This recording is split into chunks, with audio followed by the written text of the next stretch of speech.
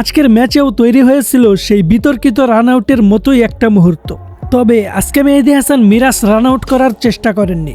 ঘটনা ঘটে পাকিস্তানের ইনিংসের ৩৫তম ওভারে। মিরাজের করা একটি বল ব্যাট করতে গিয়ে সোজা নন স্ট্রাইক প্রান্তের দিকে চলে যায়। ঠিক আগের ম্যাচের সেই ঘটনার মতোই পরিস্থিতি তৈরি হয়। তবে এবার ব্যাটসম্যান ছিলেন ফাহিম আশরাফ, আর অপর প্রান্তে ছিলেন সালমান আলী আগা। বলটা যখন নন স্ট্রাইক প্রান্তের দিকে যাচ্ছিল তখন মিরাজও আগের মতোই দ্রুত সেখানে পৌঁছে যান।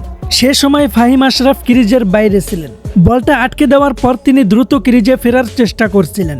মুহূর্তটা দেখে মনে হচ্ছিল আবারও হয়তো রান আউট হয়ে যাবে, কিন্তু এবার ভিন্ন সিদ্ধান্ত নিলেন মেহেদী হাসান মিরাজ। তিনি বলটা ধরেও রান আউট করার চেষ্টা করলেন না, বরং পিছিয়ে গেলেন এবং ব্যাটসম্যানকে ক্রিজে ফিরে আসার সুযোগ দিলেন। এর কারণও আছে। এর আগের ম্যাচে সালমান আলী আগাকে এইভাবে রান আউট করে ব্যাপক সমালোচনার মুখে পড়েছিলেন মিরাজ। তার স্পোর্টসম্যানশিপ নিয়েও প্রশ্ন তুলেছিলেন অনেকেই। তাই আজকে এই পরিস্থিতি তৈরি হলেও মিরাজ আর সেই পথে হাঁটেননি। তিনি শুধু বলটা আটকে দেন, কিন্তু রান আউট করেননি।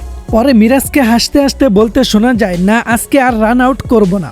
ধারাভাষ্যেও বিষয়টি নিয়ে কথা বলেন সাবেক ক্রিকেটার রামিজ রাজা। তিনি বলেন, আজকেও আমরা হয়তো একই দৃশ্য দেখতে পারতাম, কিন্তু মেহেদী হাসান মিরাজ আজকে স্পোর্টসম্যানশিপ দেখিয়ে সেই সুযোগটা ছেড়ে দিয়েছেন।